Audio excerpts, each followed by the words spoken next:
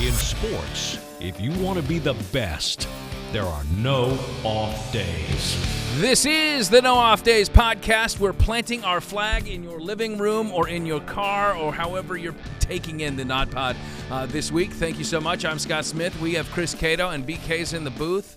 We got our jib shot going crazy right now by Mariah. So we're ready for a big show this week because the college football playoffs are narrowing down, my friend. Boy, this is what we've all been waiting for. You know, really best time of the year. You get to see this beautiful 12-team bracket, and you can really see some of these matchups, but still some things to be decided. No doubt. It's going to be interesting. Yeah, the championships, and we'll be picking those games a little bit later on in the show. Let's bring BK in. BK, this last week, we saw a couple instances of teams planting their flags. The Ohio State-Michigan game, then we had it here with Florida State. What is your opinion on the idea of planting flags? Is that a good thing that should continue in college football?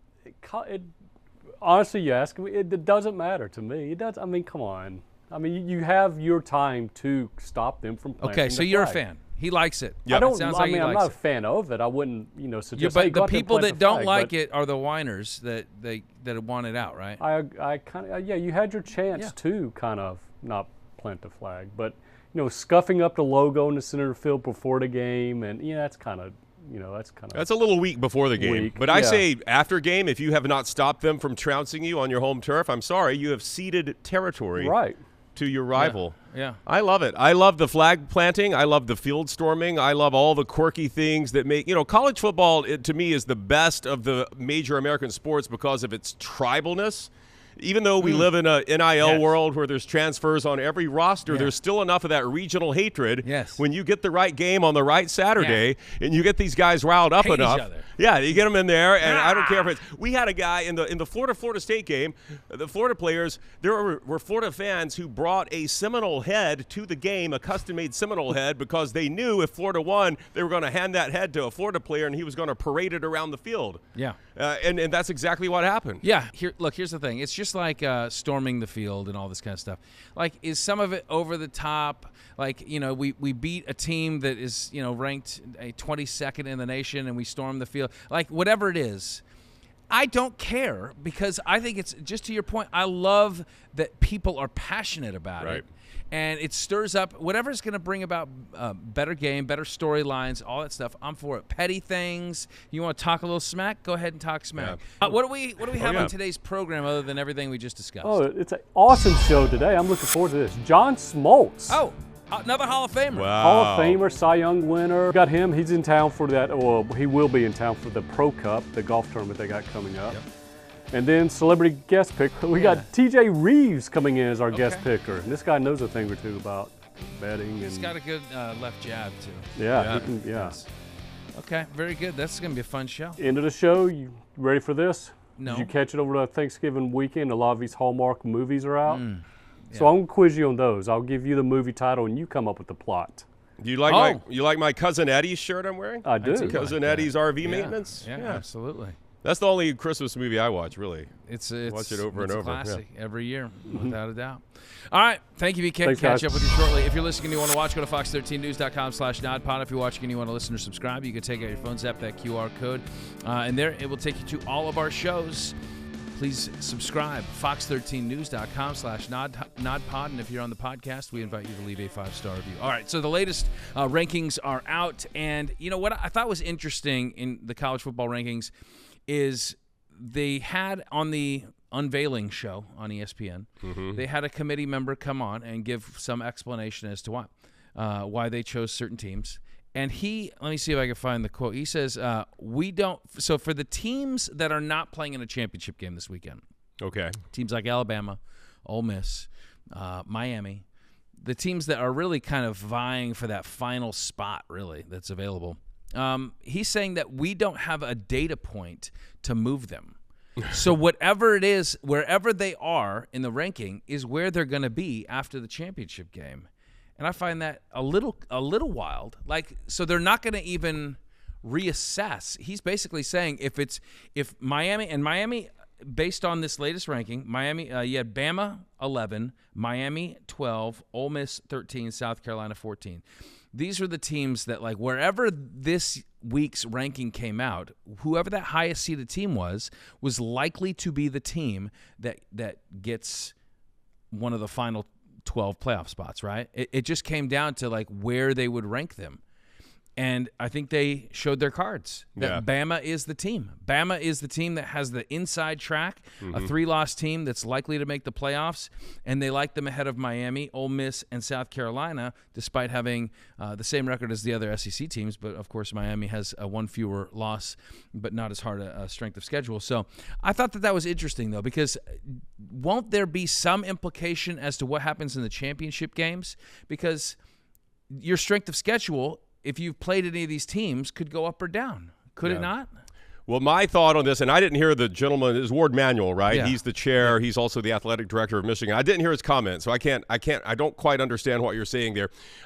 But he's saying that this week's rankings are not going to move for the teams that aren't playing this week. He's saying they can't move. They're not going to move. He says we don't have a data point in order to move them. He's saying we can't move them down, or he's saying we can't move them up? They're not like leapfrogging each other. So Miami, he's saying Miami is not going to jump Bama.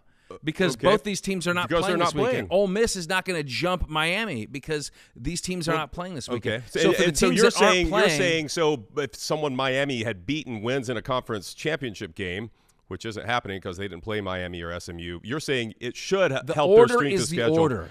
I don't know that that's to me, this is what I've understood, although it's never been put in writing, is that I always thought they wouldn't penalize the loser of the Big Ten or SEC championship games. Like, they're not going to punish them for a loss, but I always thought it was kind of a different thing with the ACC, whereas if we get Clemson, obviously if Clemson loses, that's their 4th loss, and they're not going to the playoff. But if Clemson beats SMU, and that's SMU's 2nd loss, I think they might be treated differently. And I think that's where you get that comparison between SMU and these SEC teams like Bama that have the 3 losses. All right, so let's just kind of go through it then, big picture.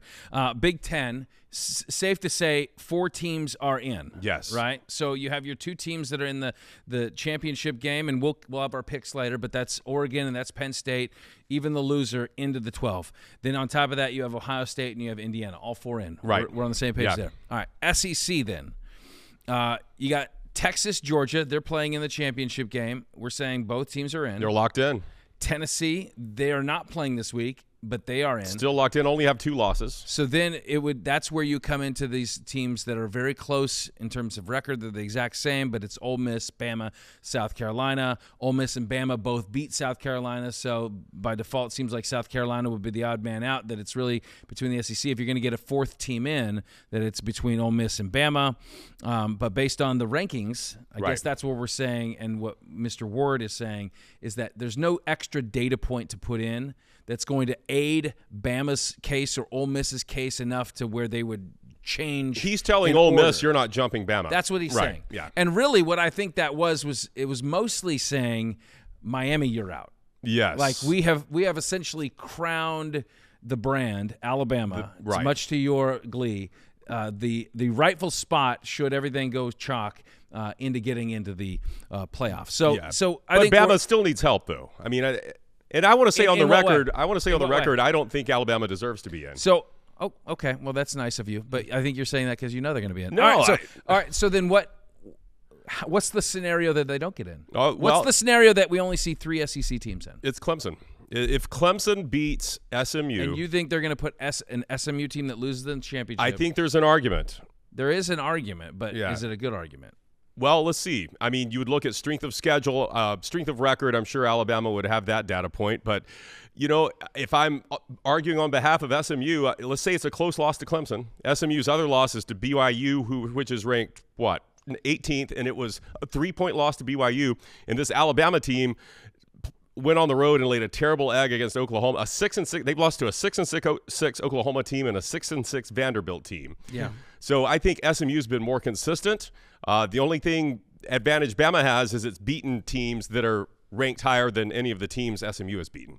Yeah. So it's the Georgia win. That's significant. I think it's significant, and I really just can't envision them only putting 3 teams in if there's an option. Well, I think that's the big thing that is unspoken, is that there are 2 big hammers in this room, and it's the Big Ten and the SEC, and there was an understanding going in that each conference would get 4. And I also think, tell me how much you think this is a part of it.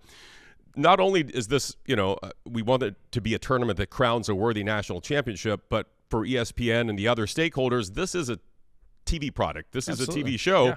And just like in the NCAA men's basketball tournament, if you have a brand like North Carolina who's on the bubble, you're going to want to give them as much benefit of the doubt as possible to get them in there. Yes. The outcry of Alabama missing out for an SMU is going to ruffle some feathers. And I think it's better for the tournament if Bama's in than SMU. What do you say we bring in our guest? Oh, I'd love to talk to him. A Hall of Famer? Yeah. It's time to talk a little, I guess, baseball and golf, and it's all kind of coming together. Actually, we could talk multitude of sports here. Hockey, football. Because of the event that's coming to the Bay Area. It is the Pro Cup, and one of the participants in this coming event, which is coming up actually next weekend from Innisbrook, none other than Hall of Famer and MLB analyst right here on Fox himself, John Smoltz. John, thanks for joining us. How's the golf game going right now? What's the practice, the lead up to this big event? Well, I'm excited, but the golf and the practice has not been where I want it to be. Good news is I'm leaving for Florida soon to get some work in. I'm going to play in a fun little tournament before I actually get to our Ryder Cup. It's way too cold here in Atlanta right now. But, the excitement that I have for this is about as high as I've ever had for any golf tournament because it's unique, it's new, and it's involving the 4 major sports and a lot of, let's just say, bragging rights. Somebody's going to have some bragging rights for a whole year, and it's going to be fun. Yeah, this is such a cool format. I was looking at your rosters here, and for people who aren't clued in on this, this is the Pro Cup. This is the 4 major sports here in the U.S. They've taken some guys, Hall of Famers from each of these sports, and divided them into team baseball, team hockey, team football, team basketball. You're the captain of team baseball, which is appropriate. Was it an honor for you to be selected for that role? It was. I got introduced to this about 8 months ago, maybe a little bit longer. Been working hard to try to get it off to the ground. And the Edsel group has been unbelievable putting this together. And what's behind it is going to wow the players. We get a chance to play in a lot of great celebrity events. We really do. And it's an honor to play in them. Like it's not trying to compete. We're not trying to play like PGA pros. But we're trying to entertain, and there's a lot of good golfers in a lot of the sports. And to be the Ryder Cup captain, listen, we could be playing for Twinkies, and I'm going to want to take every one of your Twinkies, right? I mean, that's what Ryder Cup's all about. Team events, to me, are essential in celebrity golf. I don't think we do enough of them. Stroke play, there's just not enough depth of celebrities to compete in a stroke play and have a 10, 12 people that can win. So this is going to be team oriented. This is going to be the 12 that I have, 11 other teammates. We're going to put together our best effort. We are favored to win. There is pressure that comes along with that. And don't think that hockey, NFL, basketball would love a chance to knock us out in the inaugural Pro Cup. So I understand what's in front of us. I've got a lot of things up my sleeve for my team and the partners that I'm going to put together. And it's just a unique first-time opportunity that's going to have a long shelf life to this event. Now, you say that you're favored in this. I'm not sure how that's being weighted and who's putting the points on this because, I mean, I know your history, and in Tahoe, you've been runner-up a couple of times out there, right? But then I'm looking at this hockey roster, and I believe, correct me if I'm wrong, but Roenick, has he won it? Has he won Tahoe before? Or he's been up there too? He's one of those guys. He's always up there. Okay. The depth of both baseball and hockey's roster is pretty strong. So those are the top 2. There's no doubt. Those are, and I think each sport would acknowledge that. If I'm in the other shoes, I'd love to be the NBA and or the NFL with nothing really to lose to try to clip one of us and find a way to knock off. My roster, I literally, when you're putting this together, I could have gotten 4 different 12-man teams. Baseball's pretty deep when it comes to baseball players who can play golf. but I tried to get creative and do things differently on how I put my team together. I didn't put together all 12 plus handicaps. When we put this, roster together, we wanted the ability to utilize a lot of different strokes and handicaps that make it fair for everybody, and really what represents across each sport. And you're going to see some really, really good golf. You really are. And the way the format is set up, if this was stroke play, then it probably really favors us. But because it's match play, anything can happen in match play. You accrue points. You just got to win the right holes. And, anything can happen. What's unique about this, Ryder Cups are only between 2 teams. This is 4 teams. So it's a round robin the first 2 days. The top 2 point getters are going to play for the championship in the individual, and then the next 2 will play for 3rd and 4th. So it's unique. It's going to be different, and there's going to be different strategies that you're going to have to employ based on the points and the lead and the jockeying of what you have to do, because you play everybody in one day. So 27 holes on Thursday, 27 holes on Friday, and then 18 holes on Saturday. Let's take a quick break with John Smoltz on the other side. Let's get to the bread and butter, talk a little bit of baseball, maybe the Rays situation here locally, how they will be impacted moving forward. We'll get his thoughts on the other side.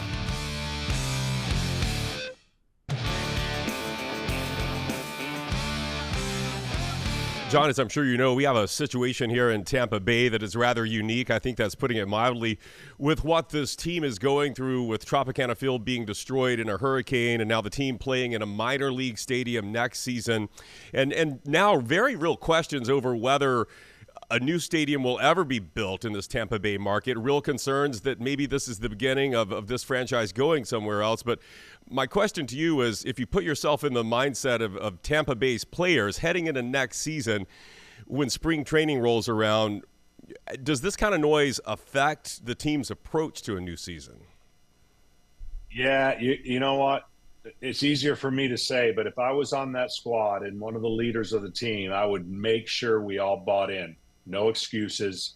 This is going to be unique. This is going to be different. Let's make the best of it. Because if you don't, baseball's too long. There's too many things that can go wrong. The Toronto Blue Jays, for another reason, had to play in Buffalo. They never had a home. They had to play their entire year. It can be straining. It can be taxing. But I tell you that staying in Florida is much better. So even though you don't have your home field and your dome, you do have weather that is going to be very difficult now during the summer months. That's just stuff you're going to have to deal with. Nobody feels sorry for you in the game of baseball. That's just like nobody feels sorry for when you run into a bunch of injuries. This is either going to bring a team together or it's going to split a team, given the fact that these things come up and you have no control over it. I thought that had it not been for the fact that the Rays are playing in a minor league stadium, that hurts obviously free agency. Maybe they were in the mix for Soto. I know they had announced that they had officially had some type of talks with Juan Soto. No, but in all honesty, you're playing in a minor league ballpark. That how much different does that change? Just I don't know. I mean, as a team, you want to feel like your ownership is bought in, that things are heading in the right direction. But I would think that there's a bit of a mental hurdle that you play an entire, at least 82 games, 81 games in a minor league ballpark. That I don't know. How are you going to attract a free agent, Well, the biggest thing would be it'd be much more difficult to try to get a one-year player.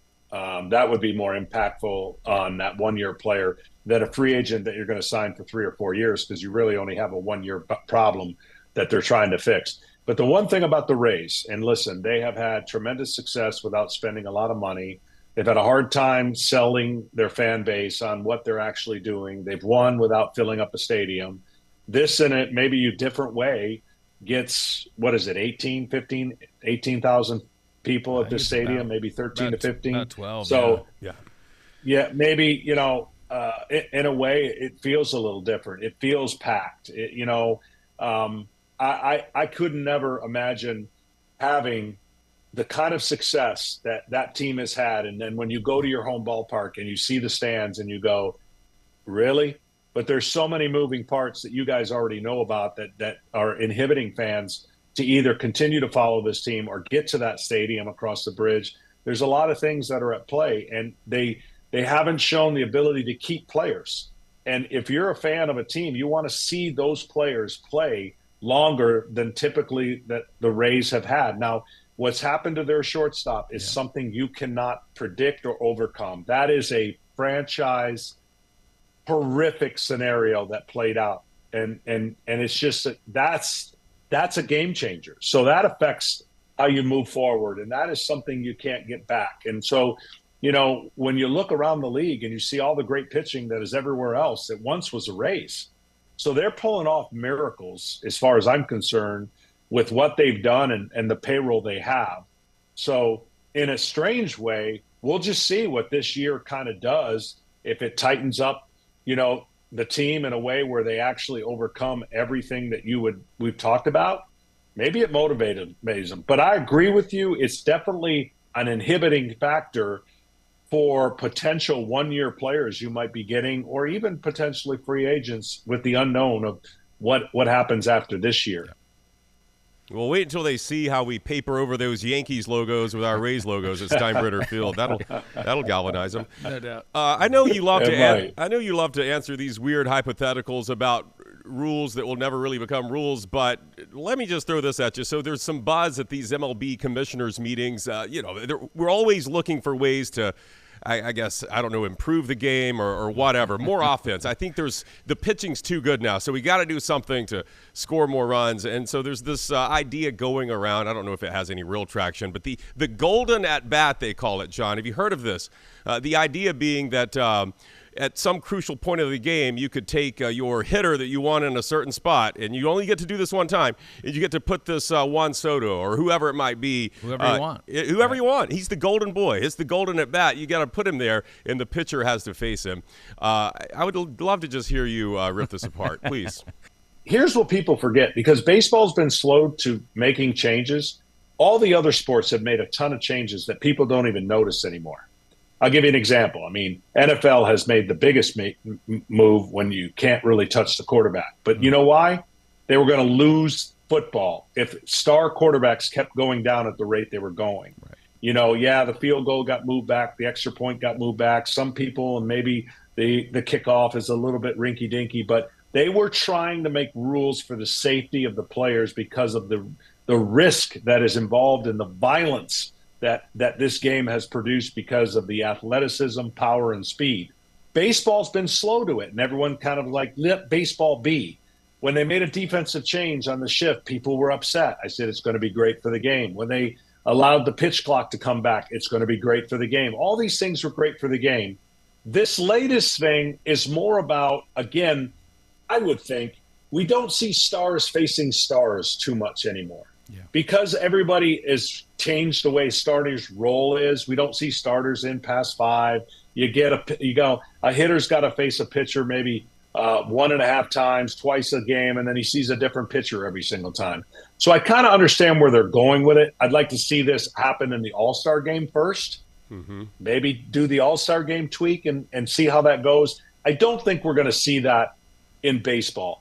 Next year at the league meetings, it'll be the clone Ohtani rule that they're going to try to implement. That's where it's going. Well, we're going to get the best of the best going against each other at Innisbrook coming up next week. It's December 12th through the 14th. It is the Pro Cup Ryder Cup style golf event featuring some of the biggest names in all of sports, and it's team baseball against team hockey, team football, and team basketball all going at it. And of course, the Hall of Famer himself, John Smoltz, leading the baseball club, and they are the favorite. They are the favorite. Yeah, my money's on team baseball. Be careful. Yeah, careful when you go out there to bet. I self-proclaim that. There's no anything that's out there, but it's a self-proclamation that could come back to bite me. But I'm just being honest. I think we are the best roster. Jeremy Roenick and his team will have a lot to say about that, and it's going to be, as well as football and basketball. I hope people can come out and see what really is going to be something that is going to be long-lasting and very successful. Good stuff. Sounds like a ton of fun. Can't wait to watch it. John Smoltz of the No Off Days podcast. Thank you so much, John. My pleasure, guys. All right, coming up on the other side, it is time to get into our college picks. It is championship week in college football, and we shall see. What will that final 12-team bracket look like? This weekend we'll have a lot to say about it. That coming up.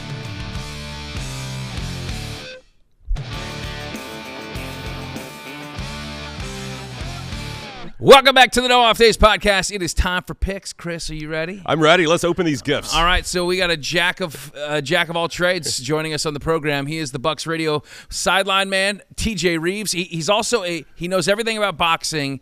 So I don't know where, TJ, you feel on the college football thing. Are you as comfortable in the college football world? Absolutely. I do. As you can see in the shot, I have many hats in the home setup, in the home studio. So I put the hat on for college football if this is what we need. I am a fan. Like longtime listener, viewer, first-time caller here on the program, so it's good to be here to pick some college football. Yeah, right. Anyway, man of flattery. He says the right things anyway. It will get you far on this podcast. All right, so here we go. We're going to dial things up. This is, of course, championship week in college football. We'll start with the Friday night tout right here on Fox 13, 8 p.m. It is number 20 UNLV taking on number 10 Boise State. This is actually on the blue turf in Boise, Idaho, and those Broncos are 4-point favorites. How do you see this one going down, TJ? I see this. It's a rematch, which is interesting. It was a close game the first time at UNLV, and Boise State escaped and got the win. And obviously, they are the team in the position to make the college football playoff out of the non-power leagues. So I don't see them faltering in this game. And obviously, Travis Hunter of Colorado is getting the most attention for the Heisman Trophy. Probably the second most deserving guy is the Boise State running back, Ashton Jeanty. It's going to be cold. It's outside on the blue turf. I don't see them losing. I think this is Boise State, and Boise State into the college football playoff when it's all said and done. I think they win, and they probably win convincingly. They might win by a couple of touchdowns in this game with UNLV. Okay, coming out swinging. Run those Rebels right off the field. Yeah, I don't know, man. I don't think the Rebels are going to be that easy to get rid of. It was a close game the first time they met. Indeed. Of course, that one on the road at UNLV. It took an Ashton Jeanty touchdown to get those Broncos ahead. This is the question. The Broncos, with all this pressure facing them, knowing that they can get into the college football playoff if they win their conference championship here, will they be big enough for the moment? I think this Rebels team has a really feisty defense. Barry Odom has done a great job. They did slow Jeanty down. He had 120-something yards, but still, he had been ripping off like 200-yard games. I don't think this one – I think Boise's going to win, but I'm going to take the Rebels to cover that 4-point spread there. Ooh, close game. Yeah. Okay, so I think the biggest wild card, TJ touched on it, it's playing in what is going to be miserably cold weather. I mean, I don't know, maybe 20. I don't know if we're going to see snow on Friday night. Oh, I hope so. But it's going to be icy. I mean, and does UNLV team that plays indoors, right? I mean, I don't think they're ready for this. And I honestly, for as much as we talk about Jeanty, I think Maddox Madsen, their quarterback, he's pretty good too. I think that offense gets going. Boise State has some good balance offensively. So though it is tough to beat a team twice, I think Boise State does it, and they cover. Paul Delgado would be proud of us because the forecast, as I see it, for Boise for Friday night, subject to change, is 34 wind chill upper 20s at kickoff. That's got to be advantage Boise. 100%. Okay. You got a team coming from the desert? You kidding me? Can I change my pick? No, you're stuck. You're locked in. Here, let's go to the Big 12 now. We got Iowa State, 16th ranked Cyclones. They are taking on 15th ranked Arizona State. The Sun Devils 2-point favorites. This one being played in Dallas, Texas, noon this Saturday. Who you like, TJ? All right, so this is yet another example. We're going to have 4 of them in a row that we're about to talk about. New team in the conference in their first year is going to play in the conference title game. That's Arizona State here. Again, it's an 11 a.m. Central Time start, noon Eastern Time. What a turnaround for Arizona State off a 3-win season, only 3 last year. They now win 10 games this year to turn it around. And, kids, we have a Tampa Bay connection, as you guys know, and have been talking about all year with Rocco Becht, the son of the former Buccaneer, the former New York Jet #1 pick, Anthony Becht, from right here, Wiregrass Ranch High School, Pasco County. He's had a tremendous season. But I think, unfortunately, I'm like Captain Chalk here. I'm Captain Favorite. I think this is Arizona State with a great running back. Cam Skattebo is his name. Yeah. Skattebo is a powerful, squat running back that can catch the ball. He's been the catalyst for the second half of their season. Multiple touchdown games over and over again. I think this is Arizona State in their first year in the Big 12, punching a ticket to the college football playoff. Both of these teams know they don't really have an at-large case. This is win and get in, and I think it's the Sun Devils. How wild in their first year in the Big 12. I love it, too, that mindset of this is a play-in game. This is it. You win, you're in. I think you're exactly right, though. I think the analogy you're looking for is Cam Scatteroo is a bowling ball with razor blades embedded in it. He just shreds. Like he just shreds down the field. You know they're going to hand him the ball. But by the way, when they don't hand it to him, this Sam Levitt has been playing really well. 21 touchdowns to 5 picks. I think he's had multiple touchdown passes in their last 6 games. Iowa State, though, really tough defense. Matt Campbell's always going to bring that defensive effort. I think it's lower scoring, but I think I'm going to go with the favorite in this one as well and pick those Sun Devils to get that. I think we're all on the right page here. And I do say, we are big fans of Rocco Becht, and he's done some great things out there in Ames, but this Sun Devil team, man, they're on a heater, and I feel like they're one of the more exciting teams in college football right now, and the way they've kind of turned things around. Scatteroo, he's as tough as they come, and though the Cyclones' defense is pretty decent, they are giving up about 170 on the ground every week, but Levitt, 13 touchdowns to 1 interception in his past 5 games, so the quarterback's getting it done as well. So fear the fork. ASU, first year in the Big 12, they extend their streak to 6 straight wins, and they're on into the 12-team playoff. All right, SEC, we got the 5th-ranked Georgia Bulldogs facing the number 2 team in the land. That would be their Texas Longhorns. Longhorns come in 2.5-point favorites. This one going down in Atlanta, 4 o'clock on Saturday, TJ. All right, so this is another rematch like we talked about earlier with UNLV and Boise State, and Georgia won in Austin. Very impressive. They got out to a huge lead in the first half. They were up 17-0 in the game, then hung on to win. There was some controversy with a pass interference call that went Texas's way. What a surprise, home cooking with the officiating. Got them back in the game, but Georgia hung on and won the game. Revenge spot for Texas. Here we go again. First year in the Southeastern Conference. They're in the title game.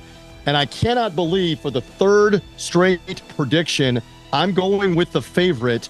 I think that Quinn Ewers and Texas will defeat Georgia, who is not the same team. I mean, they struggled mightily with Georgia Tech the other night. They lost late in the year to Ole Miss, couldn't protect Carson Beck, the quarterback.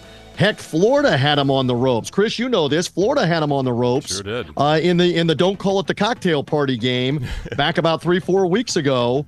But I just think this is Texas in revenge, and you're going to have a first year in the conference win the SEC title for the Texas Longhorns after winning the Big 12 title. Their outgoing year last year to go to the college football playoff. Their incoming year to the SEC, I think they're back. Oh, that's for me, an old SEC fan, that is soul poison. Soul poison to hear this newcomer, this is burnt orange, coming in and winning the SEC, and maybe I'm letting that influence my pick too much here. Maybe like Texas is the correct pick. It's hard to beat a same team twice in one season. I'm going to pick Georgia, though, only because I trust Kirby Smart more than I do Sarkisian in these big games. And Quinn Ewers hasn't looked great. Now, Carson Beck hasn't either, but I feel like the Bulldogs are going to be – Kirby's going to have this defense so ready and so geared up. I think it will be a low-scoring game, and I think the Bulldogs are going to get it done and win the SEC championship. Well, I thought you were going to say that the reason you were doing it is because Hurtado would be mad at you, Linda Hurtado. Well, that's the truth. Colleague, because she's a Bulldog, and she's already going to be mad at me, and now you're going to go against me with Georgia. You really are a long-time viewer. I'm impressed. He knows. Yeah, well, Hurtado's going to be mad at me, too, because I'm with you, TJ. Look, I mean, in that last game, if it weren't for 7 sacks and 4 turnovers by that Georgia defense. Same Georgia defense, by the way. They gave up almost 600 yards against Georgia Tech last week. Like it's so schizophrenic, this team. Like I don't know what to believe in that game where Georgia beat Texas. Carson Beck played awful. He was 175 yards, 3 picks, no touchdowns. Well, so did Quinn Ewers though. He was better than Beck. Well, I mean, Georgia won. Yeah, I think the way the Horns defense is playing right now, if they're not – Georgia, I think they had one drive beyond 34 – one scoring drive beyond 34 yards. That's how this game was – it was all turnovers. It was all, just constant pressure. I think I think they find a better way to get that offense cooking early and make it more of a game. I like the Horns. I like the Horns in the backyard of your Bulldogs. You will have to answer to Linda Hurtado's baton over your head. And I will. All right, let's do a little Big Ten. We got the third-ranked Penn State Nittany Lions taking on the top-ranked team in the country, the Oregon Ducks. The Ducks, 3.5-point favorites. This is going to be a primetime kickoff, 8 o'clock in Indianapolis, TJ. And once again, the theme is brand new team in the conference title game. Oregon undefeated. They had the win earlier in the year over Ohio State at home. There's some question about how strong their resume truly is. Yes, they finished undefeated in the Big Ten. Dylan Gabriel is the quarterback. He's been passed around like the offering plate at church. He was at Oklahoma, then he was at UCF briefly. Now he's all the way out at Oregon. I can't keep up with this. Well, guys, he's taking all that money off the plate, by the way. Just so you know. The NIL, right? He's taking the money in. But ultimately here, Penn State doesn't ever win these biggest games, do they? They had problems with Ohio State. Now, it's worked out that they've gotten into the title game. Didn't have to play Michigan in the regular season. Didn't have to play Oregon. Didn't have to play Indiana, who turned out to be good. But ultimately, Dan Lanning has got the experience as the former Georgia defensive coordinator. They were good last year as well. I think Oregon gets it done. I think they kick the door in. I think they're going to be one of the teams with the bye in the college football playoff. I just picked on the No Off Days pod and show 3 consecutive teams that are in their first year in the conference that are going to win the championship game: Arizona State, Texas, and now Oregon. Yeah, we should reunite the Pac-12 after this. Go ahead. He's got a theme going here. I like it. I'm going to side with TG on this one. I think big game James Franklin. He doesn't win the big games. I mean, there's a reason that he has that kind of, reputation around. Maybe it helps Penn State that they didn't even think they would be in this spot a couple of weeks ago. I don't know. Maybe he doesn't have too long to worry about this one. But I believe that Oregon is going to win this one pretty handily. I'm just not impressed with Penn State's offense. Their defense is good. I'm not very impressed with their offense outside of their tight end Warren. That guy's amazing. But I think the Ducks, it's either going to be this. It's either the Ducks by 20 or Dan Lanning's going to make some idiotic call in the fourth quarter, going for it on fourth down and cost his team a chance. But I'm going to go with Ducks on this one. Well, either way, even if he the biggest boneheaded play, he's still getting in the playoffs. So, I do think that the incentive, obviously, to get that first round bye is big for any of these teams. But look, in Dylan Gabriel and Jordan James, and now having a healthy Tez Johnson back, I think that's huge for this offense. Their defense has been playing pretty good too. I think Penn State has a nice balanced attack offensively. I think they have some playmakers on defense. As a Duck fan, this team does scare me a little bit. Because I don't think that for as much as maybe Penn State hasn't really been tested, I'm not sure how much the Ducks have been tested just yet outside of the Ohio State game, and that was kind of fluky the way it ended. All that being said, I'm not picking against the Ducks. I'm steady quacking. So here we go. Ducks, first year in the Big Ten. They've never lost a Big Ten championship, TJ. I hope you know that. And it's still That's very true.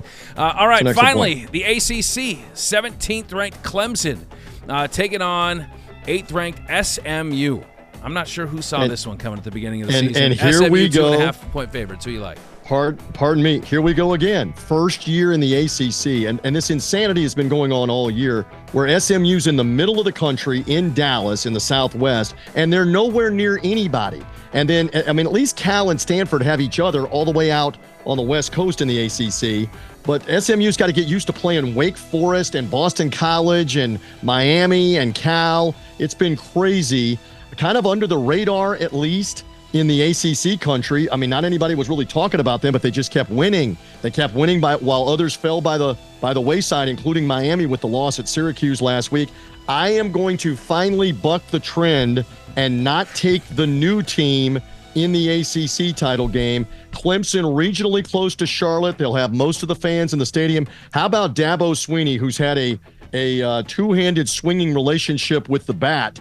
The media taking turns on him taking turns on the media the last couple of years with two-handed swings. He took a two-handed swing midweek this week and said, okay, all of you never believed us when we won the national title, winning 15 games. That had never been done before, 15 games in a season. Now none of you believe that we can win a national title with 3 losses. He goes, watch us. Watch what's going to happen. I believe him. I think they shake off the South Carolina loss. I think they find a way to get this done, and a 3-loss Clemson team is going to get an automatic bid into the college football playoff. I don't know how far they go, but I think they're going to be there. Give me Clemson in the ACC title game. Man, you know what that does? That makes that committee's decision on Sunday very interesting, because what do you do with that 2-loss SMU? You're oh my goodness. Well, SMU, who doesn't have a great strength of schedule, I think you know what their future has in store. If that's I think well, we can discuss this earlier in the show, but yes, we can. Yeah, we'll discuss that earlier in the show. Here's the thing: as an Alabama fan, I want this to be easy for the committee to put Alabama in, and so I want SMU to win, and Clemson's out of the picture, but. I agree with TJ on this one. Dabo has been here and done this before, and you know, certainly he's sometimes an easy guy to want to punch in the face, but I kind of like how he I like how he stirs it up. I like how he stirs it up. Look, Rhett Lashley's squad, SMU, who looks smarter than them right now, by the way, as a school and a program, writing a check to get into the ACC and then maybe winning at their first year. I think that should have been part of the deal. Oh, by the way, if we win the conference championship our first year, can we get half our money back? But no, what an incredible move by SMU. As they say, don't write a check that your can't cash. Something like that. That your Lashley can't cash. But their quarterback Jennings is playing well. But look, this Clemson squad plays really solid defense. I don't think SMU has played a defense this stout yet. And I think the Tigers are going to, once again, be ACC champions. I'm trying to think. Are we all in a sync here? Because I'm going Tigers as well. I got a big game from Antonio Williams. I think Clemson's offense gets just enough. But again, to your point, I don't think the Mustangs have seen a defense like Clemson, so they're in for a little bit of a reality check coming up on Saturday night at 8 o'clock. So, yeah, the only upset of the 5 I have is, and for whatever it's worth, I got Clemson back in the playoffs, unbelievably. And I don't think it's going to make the committee's decision that much more difficult. But, yeah, how about those Tigers? I think TJ and I were right in step with every single pick. If I'm not That's scary. That means you're going to have a bad weekend. Well, that's what I need, because I'm close to catching this guy in the standings. You want to look at the standings? So overall this season, I am leading 38-24. So I've made the good people of Nodpod some money. Yeah. And then Chris is a couple games behind me, 36-26. And then our guest picker, TJ, is I believe 32-30. So just hovering right above 500. So you have an opportunity here, as we all do, to pick up the slack. Now, I do want to be honest, and we usually have our guest picker, we pick a person who is at the local in the local orchestra, or perhaps a member of the local garden club. So you're definitely raising the bar of who has been on our guest picker list. So Chris, you have to know this. Scott knows this a little bit. I have been in the Tampa Bay market for over 30 years doing radio and TV, doing 5-day-a-week sports radio in the 90s and the late 90s. You know who was outstanding at picking occasional celebrity football games for me on the 5-day-a-week radio show? The Kelly Ring. I was going to guess Kelly Ring. Kelly Ring was tremendous at picking. I'm not even talking about Buccaneer games. We would give her random college football, big game, or NFL game, and she was great at picking that. Who knows? She is in the pipeline to be a future guest here on yes, the podcast. Get her back on. I'm telling you, she's got cred from the 90s on doing this stuff. You can take that to the bank. Oh, no. Well, she's going to outpick us. She's got some gambling money burning a hole in her wallet, so we'll get her on for sure. But much thanks to TJ Rives. You can follow him on Twitter or X, Bucs Sideline Guy. He is TJ Rives. As they get ready for the Raiders on Sunday, finally back inside Raymond James Stadium. Thanks, TJ. Thank you so much. Great to be with you. There's no topic that Chris and I love talking about more than holiday movies, Hallmark movies more specifically, and we're going to do that on the other side, are we not? Oh, I hope so. Here we go. Stay with us.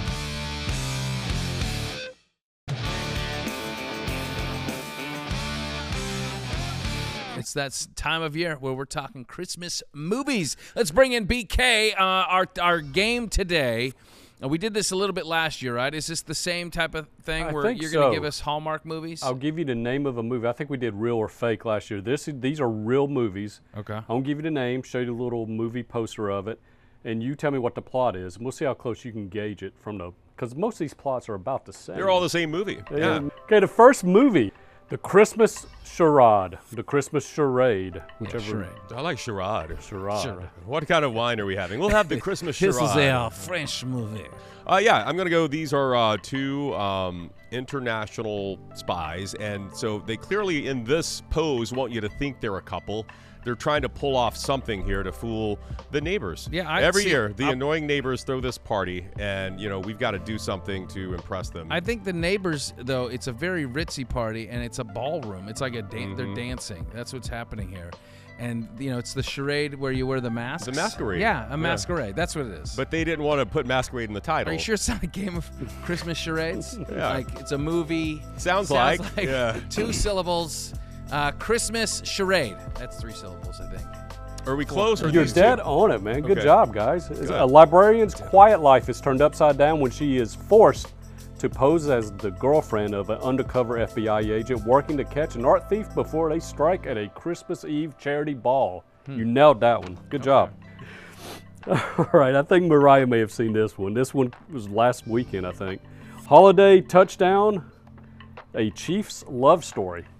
This is an Mariah. actual Okay. Wait, Hallmark have you movie. seen this, Mariah? Mariah's not seen Not it yet. yet. she says. Okay. Okay, so obviously this is a play on Travis Kelce and Taylor Swift, right? Yeah. But although he looks more like Joey Fatone than Travis Kelce. He does, yes. So I'm gonna say it's the story is not. We want to think, but there's some subtle hints that it actually might be about Joey Fatone and Britney Spears. Okay. Like that, on its face, of course it's Taylor Swift, but it appeals to every generation in that way. That's right. It hooked us in with that. Yeah. I might watch this now if that's got Joey Fatone in it. Yeah, well, I think we all know this was kind of a news item that they made this movie because of the Taylor and Travis, Well, good on them for getting it out before they broke up. Yeah, slipped it in there barely. I'm going to say, but the plot kind of focuses on, obviously, these are two Chiefs fans who have fallen for each other. But I'm going to say that this meeting happens at the Chiefs Super Bowl parade. Okay. And let's say this guy needs to come up like Patrick Mahomes and score a touchdown late in it. So this gal is involved in the production of the parade somehow. They lose. They're going to have the float with the winning team on it. Obviously, the Chiefs. Something happens with this float. There's a disaster. The engine of the float won't start. No. And this guy, Joey, happens to be a mechanic at the local shop. Yeah. Huge Chiefs fans too. He's the only float operator in town. That's right. He slides in at the last second, fixes whatever's wrong with the float, and this young lady can't help but fall in love with him. Yeah, I hate that movie. I don't know that what's the budget here? Because if you're getting NFL rights to show their logos and stuff like that, you're paying some serious money. Yeah. I mean, I would take it that he's Travis Kelce, that he's you think he plays yes, for the Chiefs? they shoot it, but it's probably on some high school field, and then they try to make it look like it's actually. No, Hallmark wouldn't do that. Yeah, well, I don't know what their budget is. This seems crazy that they're able to. Well, look, they hired Joey Fatone. What do you think their budget is? If they're going to pay as much money to put that Chiefs logo in their movie, then it's about Taylor Swift and Travis Kelce. I think this is where our roads kind of diverge a little bit. Who's closer? You both kind of hit around a little bit. Okay. They did try to get the Taylor Swift fans in here, but it's Chiefs superfan Alana tries to win the Fan of the Year award as a Christmas gift for her family. Ends up falling in love with someone in the Chiefs front office along the way. He's a front The office Chiefs guy. front office. It's the front office guy, yeah. He's It's like about the time. communications director. Yeah. It might have been. So. It's about time the local marketing director was the object so of affection. random. Yeah. Donna Kelsey was in it. Andy Reid's in it. Is he really? Andy Reid. McCole Hardman's in it. Clyde Edwards-Hilaire's in it. So, yeah. They had some Chiefs Now, in does there. does he say Bundle Rooski? I don't know. Because I can't get that stupid commercial out of my head. He really is a great actor. No, the Bundle Rooski.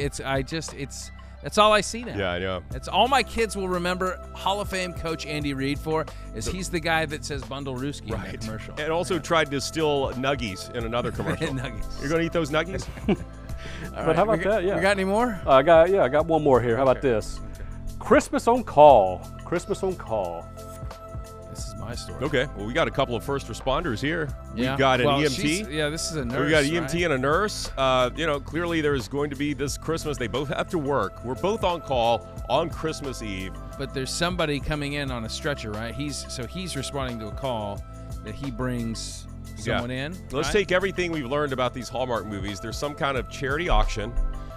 There's an item that is stolen. The hospital is snowed in. Okay, the hospital snowed in. They can't go anywhere. Can't go anywhere, and you've got some traumatic thing that happens. It's not going to be too bad because it's a Hallmark movie. But it will require mouth-to-mouth. It will require, some mouth-to-mouth, and possibly the EMT has to use the old paddles on someone, on Grandpa. Yeah, I believe, isn't Andy Reid in this one too? Close. It's actually close. This is based in Philadelphia. It's a Christmas on Call is about a budding holiday romance between an emergency room doctor and an EMT working to balance the joys of the season and the stresses of their professions. It's based in Philadelphia, and again, Donna Kelsey makes another appearance. What? Really? But in this movie, she was wearing a 62 jersey. Jason Kelsey. Is Jason Kelsey in this? He's not in this. No, okay. But in the other movie, the holiday touchdown movie about the Chiefs, she's wearing Travis's jersey. So this was to balance out the Chiefs movie. I guess so. This actually aired before the Chiefs movie. So really? But they had to spend some money to get these rights. So this. Well, if this were set in Philadelphia, then we know that the injury that brought the fan in was they had greased up the poles because the Eagles were about to win the Super Bowl, and some idiot, climbed the pole and had a terrible accident. Or they brought in a Santa Claus that got hit in the head with a battery. That's more like it. Yeah. Okay. All right. Hey, good job, guys. Very good. All right, so out of all those, Christmas Charade, I believe is how you pronounced it. Holiday Touchdown and Christmas on Call. Which one are we going to go see? My vote is the Charade. Yeah. I want with Sherrard Butler in it. Is that Gerard Sherrard Butler? Yeah. Okay. Very good. Yeah. I will not watch any of these. This sounds horrible. Within the first 3 minutes, there's something that will bore me. I just can't. I can't do it. I like the ones we made up better than the ones that I did too, existed. Yeah. But for the Andy Reid cameo, I might have to tune in. Thank you, BK. I appreciate it. Much thanks on this week's podcast to our guest, Hall of Famer John Smoltz. Yeah. Future Hall of Famer TJ Rives. Future Hall of Famer Chris Cato, and Mariah. Mariah's going to be Hall of Fame. First ballot. Yeah, absolutely. At least the Ring of Honor, which we have here in the nodpod. BK, and what do we got? We got Chris, we got Ron. Who else is back there on the ones and twos? Much thanks. Until the next time we are on, there are no off days. There are never enough off days. We're counting down the days to Christmas, though.